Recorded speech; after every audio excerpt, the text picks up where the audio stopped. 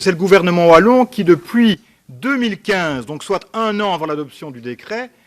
a été aux côtés des transporteurs pour développer toute une série de mesures d'accompagnement. Nous sommes le seul gouvernement du pays qui, depuis pratiquement le début des discussions, a entamé une concertation avec les différents secteurs et a commandité une étude socio-économique. Donc, je voudrais quand même rappeler qu'effectivement, le gouvernement wallon a toujours eu une attitude constructive, positive et proactive, tenant compte,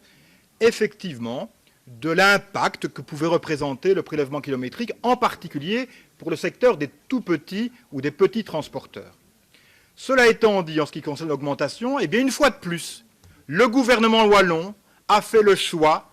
de ne pas augmenter, de ne pas indexer le tarif du prélèvement kilométrique pour 2017, contrairement à Bruxelles-Capitale, contrairement à la Flandre. Et donc, à un moment donné, j'aimerais que les réclamations se portent essentiellement sur les régions qui n'accompagnent pas les transporteurs dans la voie du changement qui est imposée aujourd'hui par le prélèvement kilométrique, qui n'ont pas accepté que les dépanneurs soient exemptés du prélèvement kilométrique, alors que la Wallonie avait marqué accord. Et je rappellerai dès lors que si la Flandre et si Bruxelles bougent dans le sens d'une exemption des dépanneurs, évidemment, la Wallonie embrayera, puisque la Wallonie le souhaite. Donc je rappelle, il n'y aura donc pas d'augmentation du prélèvement kilométrique, du prix du prélèvement kilométrique en 2017 en Wallonie, quel que soit le jour, le mois de l'année 2017.